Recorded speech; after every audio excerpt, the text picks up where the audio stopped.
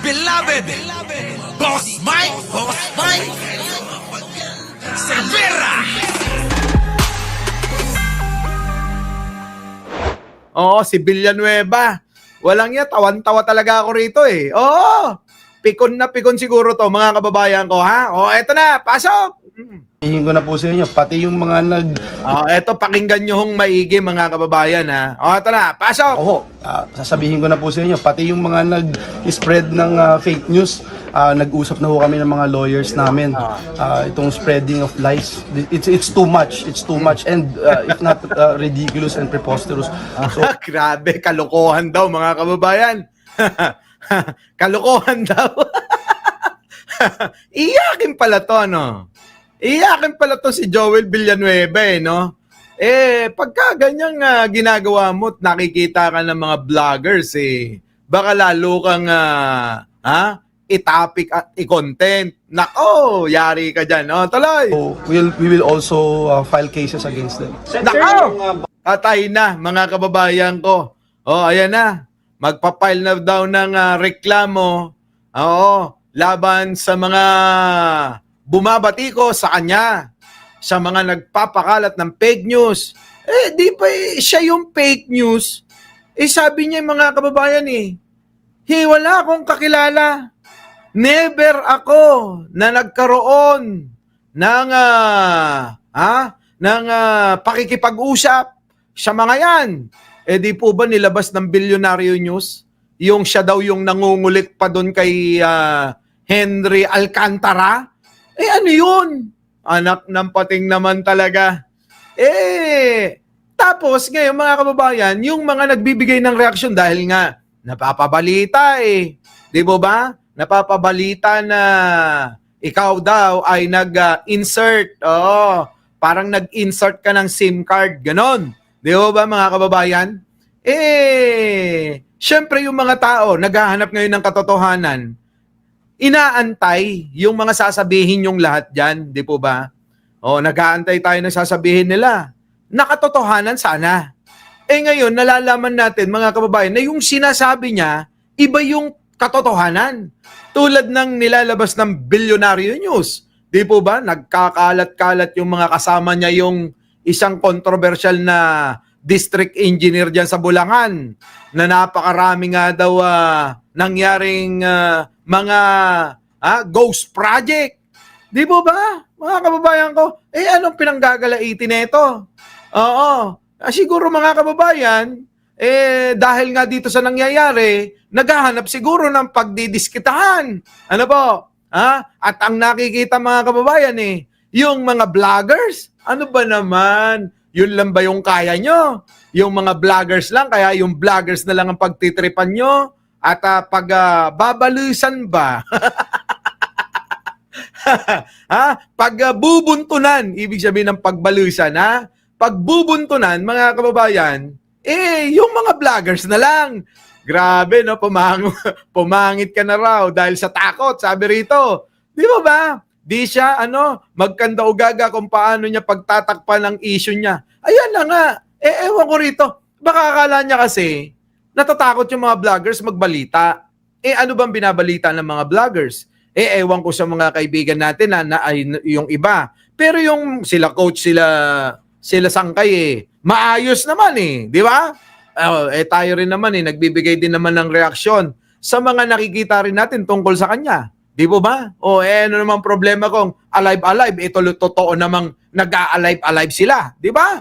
Yan. Siguro yan yung mga ayaw niyang marinig. Mukhang napipikon doon mga kababayan yan ang ipaliwanag mo. Hindi yung, magpapaliwanag ka. Puro kasinungalingan na maririnig namin. Bakit hindi mo na lang kasi aminin? Di ba? Hindi yung, tulad niyan, mga kababayan ko, nagkaroon ng hearing sa Senado. Nandoon ka na Kung ako sa'yo, dapat si Henry Alcantara ang tinanong mo. Tanungin mo siya na, ikaw Henry, ikaw district engineer, Henry Alcantara, ikaw ba nagkaroon tayo ng transaksyon? Dapat ganun Di mo ba mga kababayan? Kung tinanong mo si Henry Alcantara doon, Hindi ho eh. Nung si Henry Alcantara na yung tinatanong sa Senado, biglang pumulas ito eh. Mukhang nagtago ito mga kababayan eh. Di po ba? Mukhang umurong yung itlog nung nakita si Henry. Yan, mga kababayan. Di po ba? Dapat hindi ganon. O nung nakita mo na sana yung Henry Alcantara na nababalita na nakakatransaksyon mo sa mga proyekto, pinupondohan mo, tinatanungan mo ng mga kulang pa ba ng pondo yan, ganon. Di sana. Di yung mga tao nakinig sa'yo. Hindi ho eh. Hindi ho natin narinig ito na nagtanong kahit minsan eh. Doon sa mismong taong inuugnay sa kanya eh. Di po ba, mga kababayan? Dapat ganun eh. Inuugnay sa iyo yung tao. Pero bakit nung nandoon na sa harapan mo, bigla kang nagtatakbo? Di po ba? Dapat hindi ganun. Nagtatakbo ka bigla. Yan, mga kababayan ha. Eto na. Mga video na kumakalat na kasama mo daw si Nini Alcantara, ito ba yung pinatutungkulan mo, nakakasuhan mo? Lahat po no ng lies na pinapakalat. For example, yung sinasabi nyo, video, picture, lahat ng official may video at picture sa kanya. Official ho yun eh.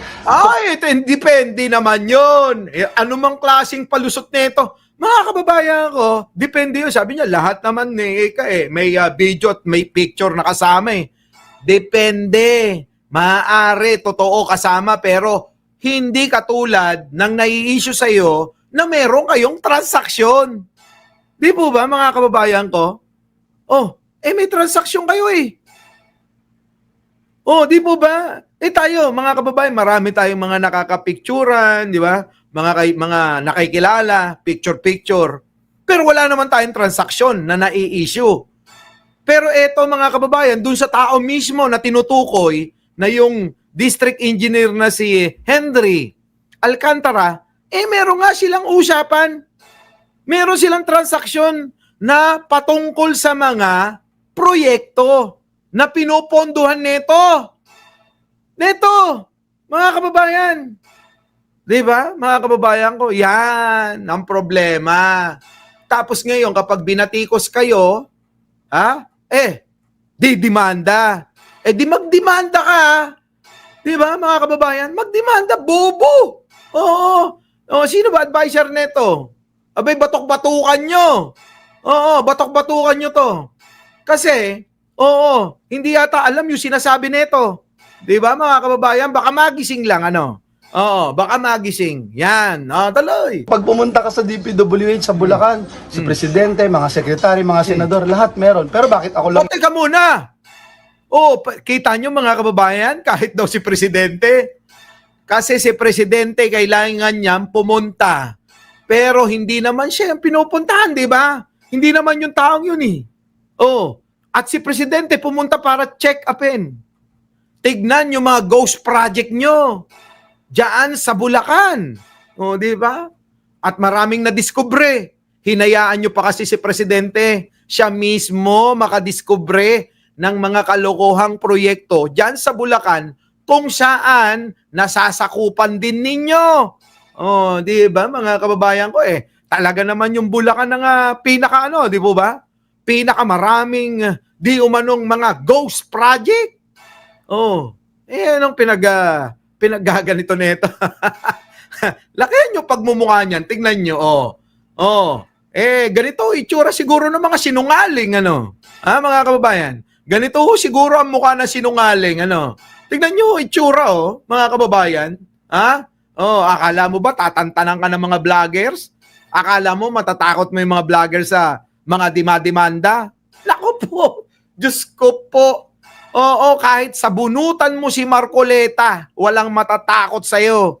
Yan, mga kababayan, sige, tuloy. Yung sinisingle out. Bakit? Kasi yun ang gusto nilang paniwalaan.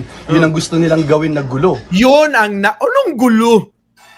Anong gusto naming gulo? Yung gusto ng mga vloggers na gulo? Hindi. Yun yung nakikita namin.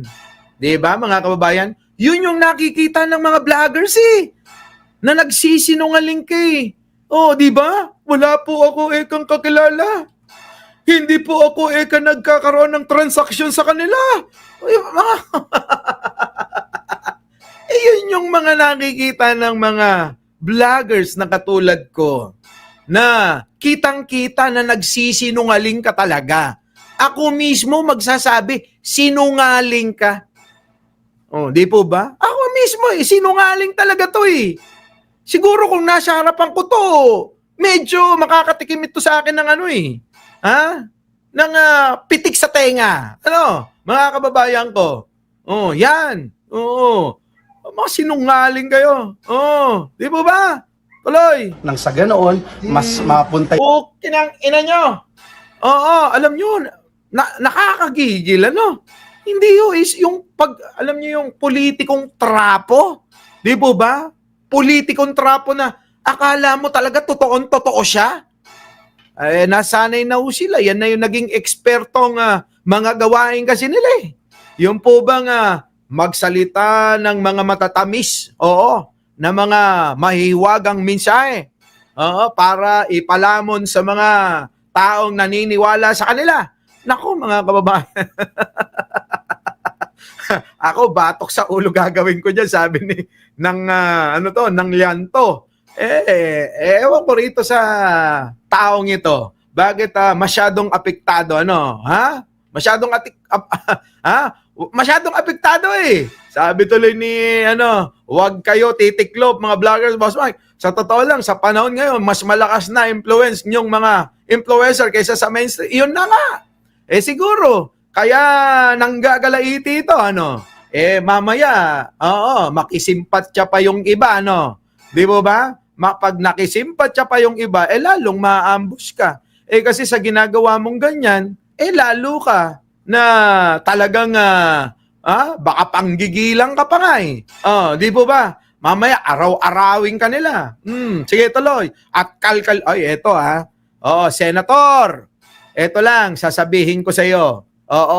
Naku, wag mong binabasta-basta yung mga vloggers na yan. Kapag naghukay yan, nag-research yan, kakalkaling ka. Naku, baka maraming makita lahat yun.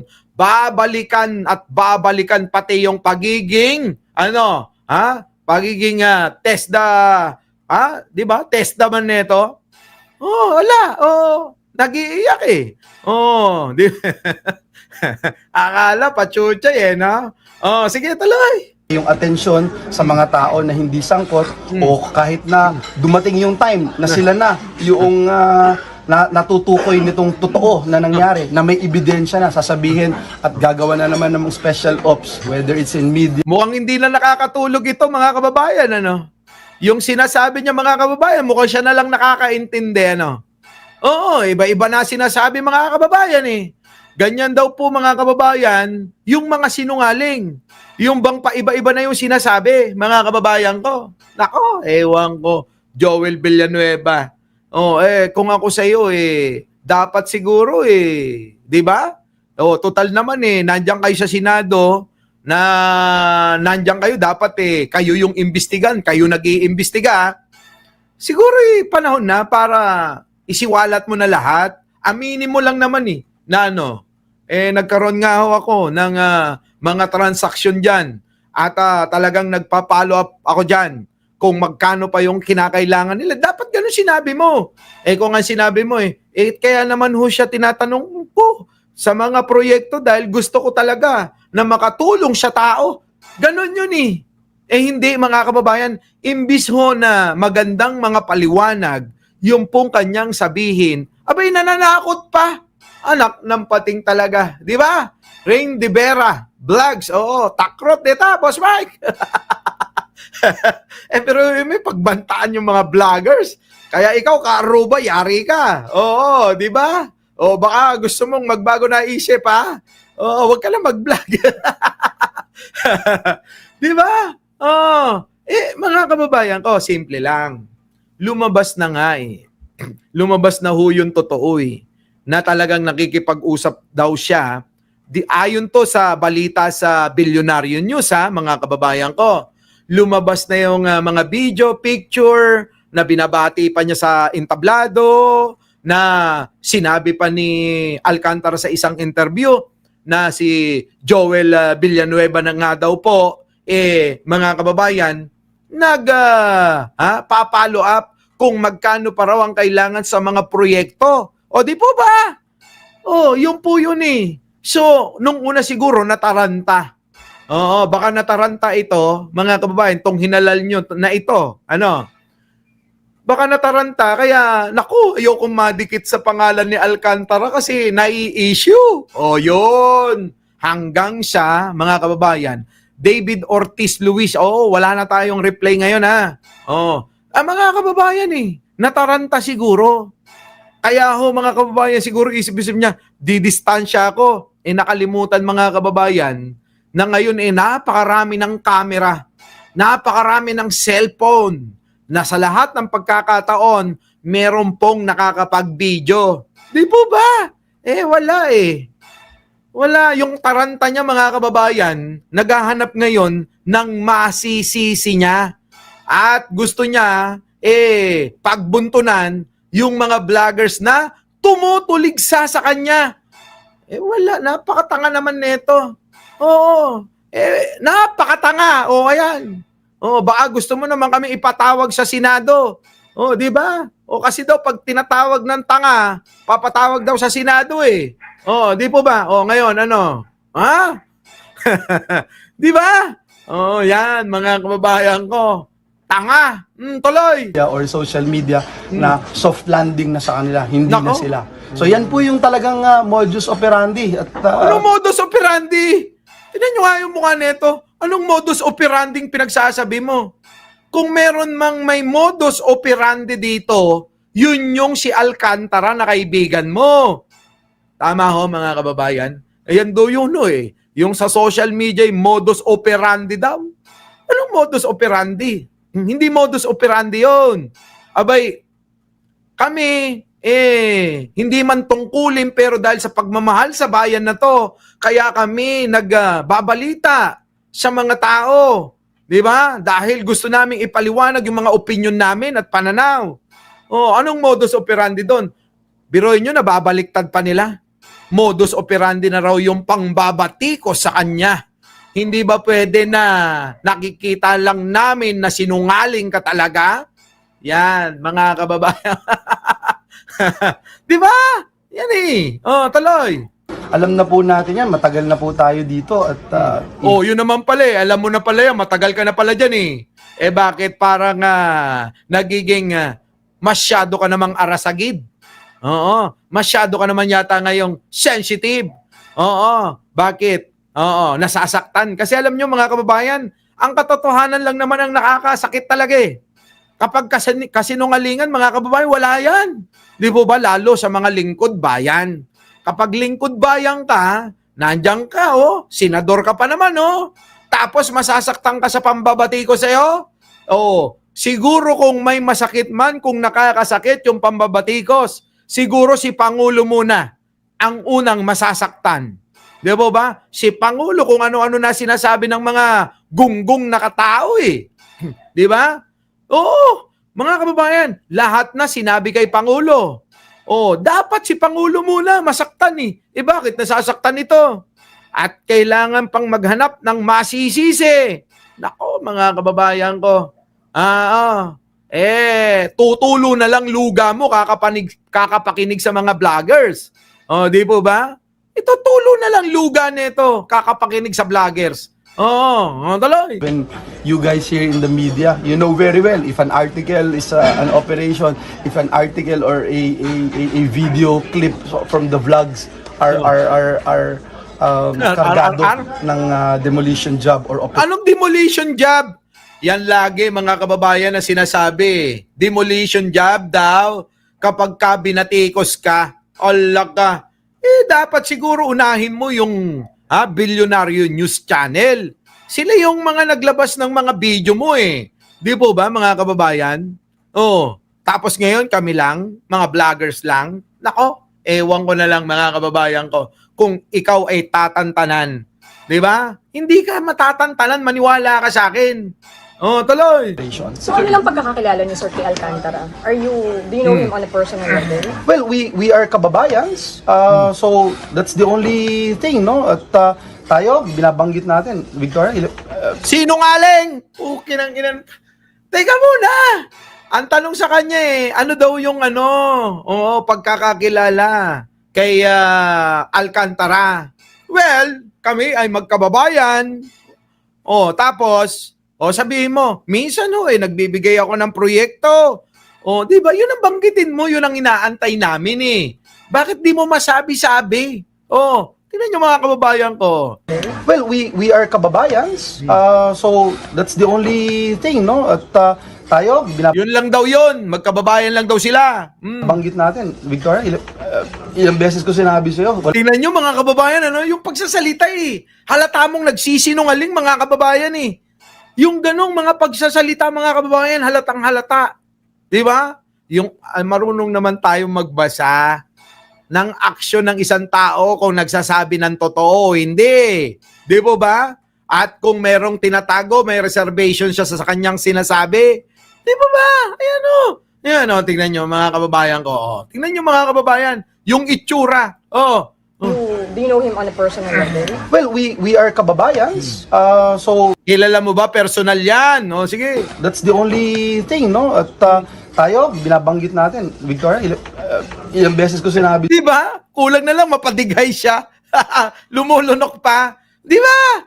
Kayo alam nyo yan mga kababayan, yung ganyang mga style na parang hindi alam kung ano yung sasabihin na dinadaan na lang sa paglunok-lunok. Di ba? Kulang na lang mga kababayan, bigla na lang yung mag-alive, alive, alive forevermore. Di ba? Kulang na lang mag-ganon eh. Dahil hindi na alam kung ano sasabihin eh. Di ba mga kababayan? Kaya huwag na kayo magulat. Biglang mag-alive-alive yan. Talay! Ito na.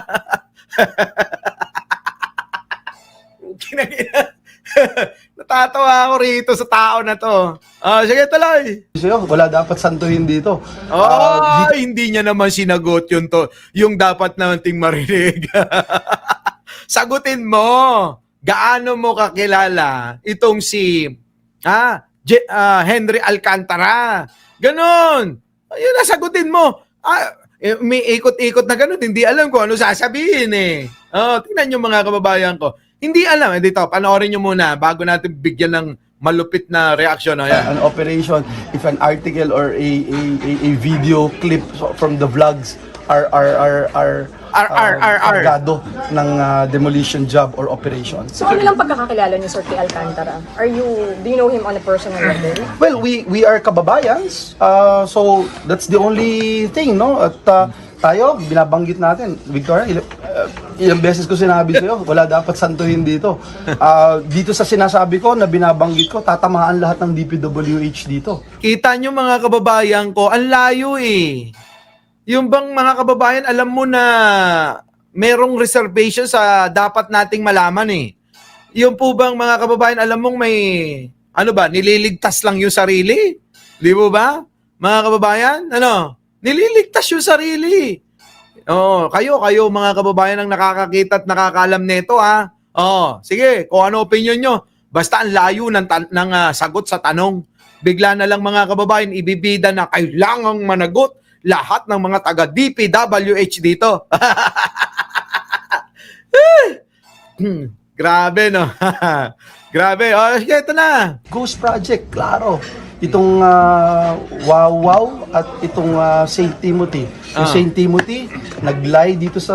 Kita nyo, bakit ka napunta sa St. Timothy? Bakit napunta ka sa Wawaw? Ang tinatanong lang naman sa'yo, itong si Henry Alcantara.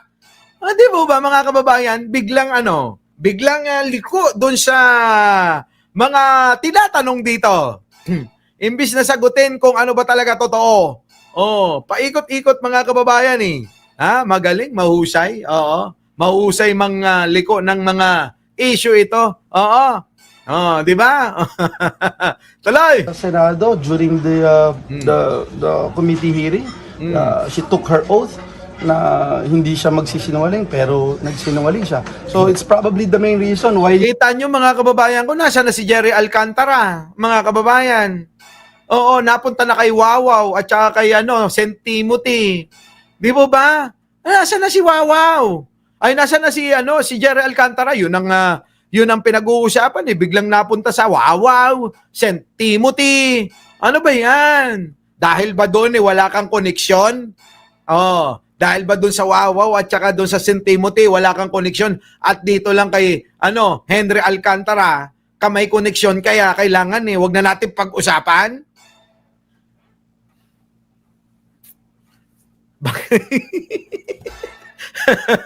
Tatawa ko rito. Ha? Live mga boss. Oo, hindi suot ni Boss Mike yung t-shirt na may replay. Eto na. Yung si Wawaw did not even talk, no? Kita nyo? Ay, hindi naman yan yung tinatanong. Ang linaw, ang liwaliwanag mga kababayan ng tinatanong sa kanya. Di po ba? Ang tinatanong ho yung Henry Alcantara kung anong meron kayong dalawa.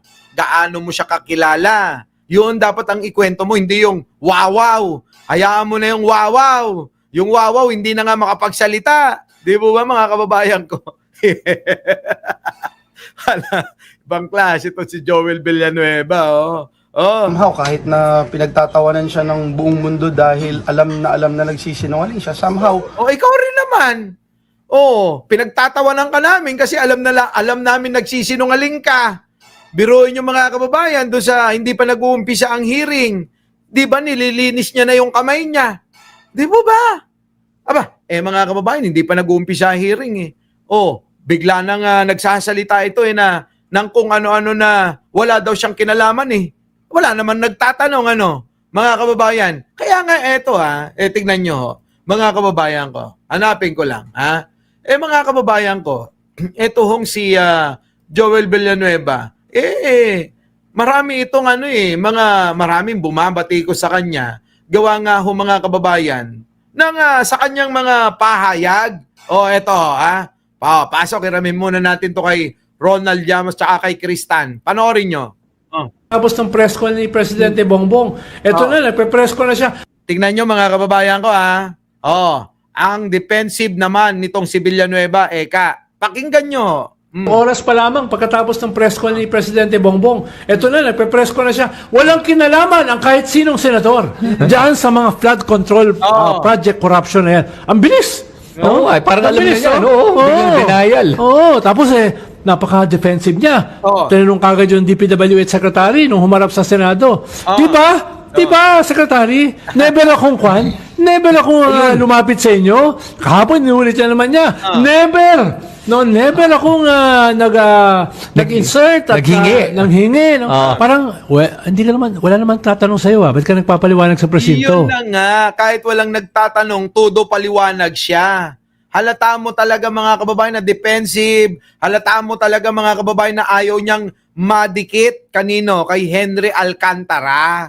Dahil nga tong si Henry Alcantara mga kababayan ay nakakatransaksyon niya ayon mismo kay Alcantara yan. Anak ng pating talaga. Di ba? Yan. Tuloy. Diba? Dahil kitang-kita ang beneficiary yung probinsya niya. Yes. At ang balita, tatakbo siyang governor doon sa 2028. Yun naman pala. Kaya ayaw niyang masira sa mga taga-Bulacan. Naman pala. Tuloy. No? So, parang, ano ka ba? Hindi naman kami mga bobo. Correct. Bobo ba kayo? Para hindi nyo makita ito? Mga bobo ba kayo? Mga kababayan ko? Para hindi nyo maramdaman kung ano yung sinasabi nito? Nino, Boss Mike, di si Villanueva. Yan, tuloy. Sabi ko sa inyo, naka-live din si Takero. Parehas kayo ng topic. Kaya nga, hindi ho yan, mga kababayan, tatantanan ng mga vloggers. Mga kababayan ko, hindi ho tatantanan. Sigurado. Tuloy. No, hindi naman kami ganun katalino, pero hindi naman kami ganun kabobo. Naman. Lalo na tayo. Mga kababayan, sabi ko nga, grade 3 lang yung tinapos ko di po ba? Pero hindi naman ako ganun kabobo sa iniisip nyo. Tuloy. Papaliwanagan mo lang ganyan. Doon ka sa presinto magpaliwanag. Correct. Doon, magpaliwanag ka. Villanueva. Di ba? Eto na si Villanueva na hirap na magsinungaling. The committee hearing, she took her oath na hindi siya magsisinungaling pero nagsinungaling siya. So it's probably the main reason why yung si Wawaw did not even talk, no? Kita nyo, napunta kay Wawaw yung usapan, di ba? Ayaw niya talagang madikit kay Henry Alcantara. So bahala na kayo dyan mga kababayan. No, basta na paliwanag na natin yan.